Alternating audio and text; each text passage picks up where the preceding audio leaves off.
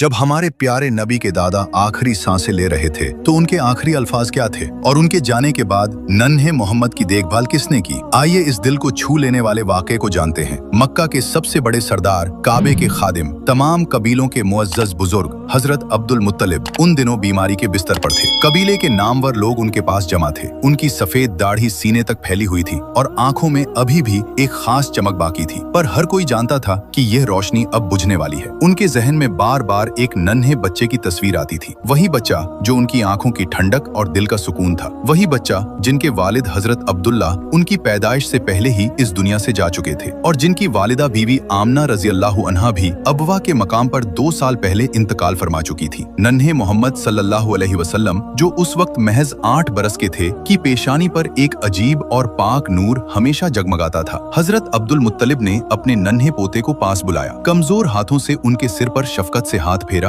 उन्हें सीने से लगाया और धीमी लेकिन पुरयकीन आवाज में बोले, ये बच्चा बाकी सबसे अलग है। फिर उन्होंने अपने बेटों की तरफ रुख किया और कहा, ध्यान से सुनो, इस बच्चे की हिफाजत अब तुम सबकी सबसे बड़ी जिम्मेदारी है और मैं यह अमानत अपने बेटे अबू तालिब के हवाले करता हूँ। यह अल्फाज सुनते ही हजरत अबू तालिब की आंखें भर आईं। वे खुद तंगी की जिंदगी बसर करते थे, घर में माल दौलत की फिक्र रहती थी, मगर उनका दिल बहुत कुशादा था। उन्होंने अपने वालिद से अर्ज किया, अब्बा जान, आप बिल्कुल फिक्र न करें, मैं इस बच्चे की हिफाजत अपनी जान से भी बढ़कर करूंगा। कुछ ही रोज बाद वो लम्हा आ पहुंचा जिसका डर सभी को था। हजरत अब्दुल मुत्तलिब इस दुनिया से पर्दा फरमा गए। पूरे मक्के में सोग छा गया, मगर सबसे गहरा दर्द था नन्हे मोहम्मद सल्लल्लाहु अलैहि वसल्लम के दिल में। पहले अम्मी का साया उठा, अब दादा जान भी चले गए। आंखों से आंसू बह रहे थे, मगर दिल में एक ऐसा सब्र था जो किसी आम बच्चे में नहीं होता। कोई दूसरा होता तो बिलख बिलख कर रोता, मगर आप सल्लल्लाहु अलैहि वसल्लम खामोश थे। निगाहें आसमान की तरफ उठी हुई, जैसे उस ऊपर वाले से सुकून मिल रहा हो। अल्लाह ताला ने अपने महबूब नबी को यह तकलीफें इसलिए दिखाईं